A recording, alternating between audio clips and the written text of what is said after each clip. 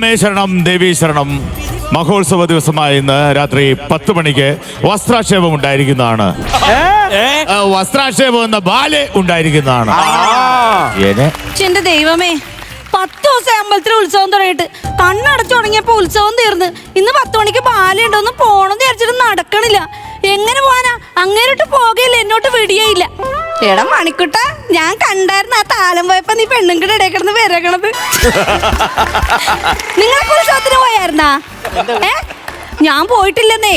പിന്നെ വേറൊരു കാര്യമുണ്ട്, ആ നാടൻ പാട്ടും കൈകൊട്ടിക്കളിയൊക്കെ കണ്ട് അമ്പലപ്പറമ്പി വായും വിളിച്ചിങ്ങനെ ഇരുന്നോ. വടക്കലെ സുമചേച്ചിയുടെ വീട്ടിൽ കള്ളം കയറി അറിഞ്ഞില്ലല്ലേ? പെരയും പൂട്ടി അവിടെ പോയിരുന്ന കള്ളന്മാരെല്ലാം കൊണ്ടോ ഒരു സാധനം ഉണ്ടാവില്ല നമ്മളെ കഴിഞ്ഞു വരുമ്പോ. ഞാൻ പോവാത്തത് എന്തിനാന്ന് ഇവരൊക്കെ പോയി കിടന്ന് വിരക്കണത്? പോകണ്ട, അങ്ങനെ സൂക്ഷിക്കണ്ട. ഒറ്റ പിന്നെ വാക്കളും കഴിച്ചത്.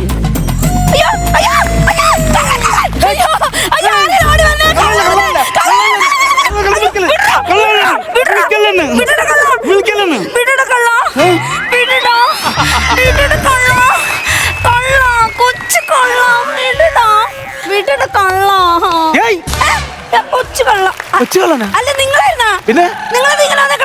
നീ ആരെന്ന് കരുതി? ഞാൻ കള്ളനാന്ന് വിചാരിച്ചു. അല്ലല്ല, നിക്ക് എന്തോ ഒരു ടോണിനൊരു വ്യത്യാസം. ഞാൻ കള്ളനാന്ന് വിചാരിച്ചിട്ടില്ലേ? അത് നിന്റെ ജീവിതത്തിൽ നീ ഇതുവരെ കള്ളനെ കണ്ടിട്ടുണ്ടാടി. പക്ഷെ നിന്റെ ആക്ഷനും അഭിനയവും കണ്ടു കഴിഞ്ഞാൽ നീ ഡെയിലി കള്ളനെ കാണും പോലൊരു തോന്നൽ. ആ ബാലെ അത് നടക്കത്തില്ല, അത് ഞാൻ കൊളവാക്കും. നിനക്കൊരു കാര്യം അറിയാവോ? ഞാൻ ബാലെ കാണാൻ പോകുന്നില്ല, നിന്നെ ഞാൻ കാണാൻ വിടത്തുമില്ല. എങ്ങനെ പോവാനാണ്? കഴിഞ്ഞ കുറെ കാലങ്ങളായിട്ടേ ഇങ്ങേരായിരുന്നു അവിടെ അമ്പല കമ്മിറ്റിയുടെ പ്രസിഡന്റ്.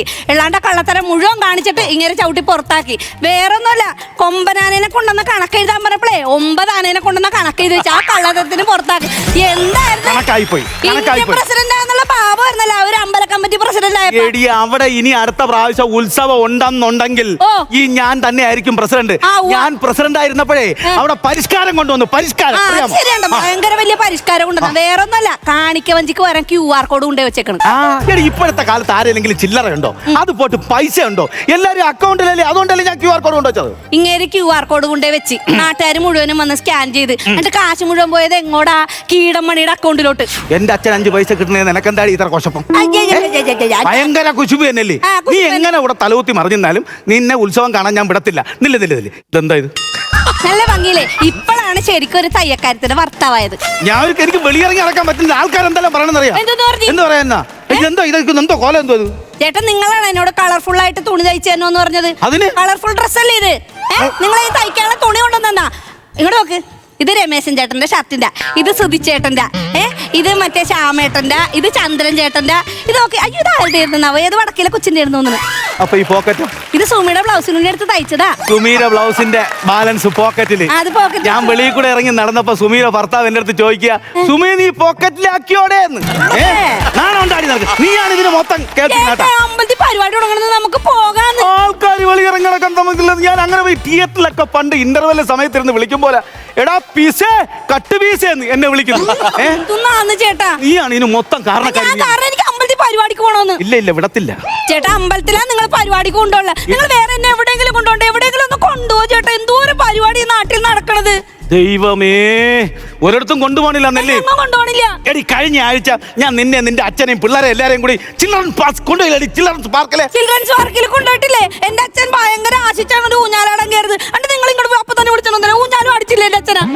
കൊച്ചു പിള്ളേരെ ഊഞ്ഞാലിൽ കയറി നീ കളവാൻ ഭയങ്കര ആട്ടം. അപ്പൊ ആ സെക്യൂരിറ്റി പാടിയ നീ കേട്ടായിരുന്നു? എന്തോന്ന്?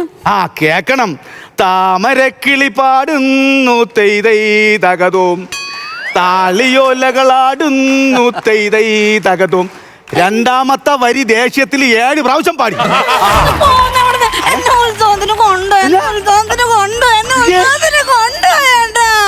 ദേവി ഇതെന്താ കാണിക്കുന്നേ? അയ്യോ എന്റെ ചൊല്ല കുട്ടിയല്ലേ, അങ്ങനെയൊന്നും കാണിക്കല്ലെന്ന്.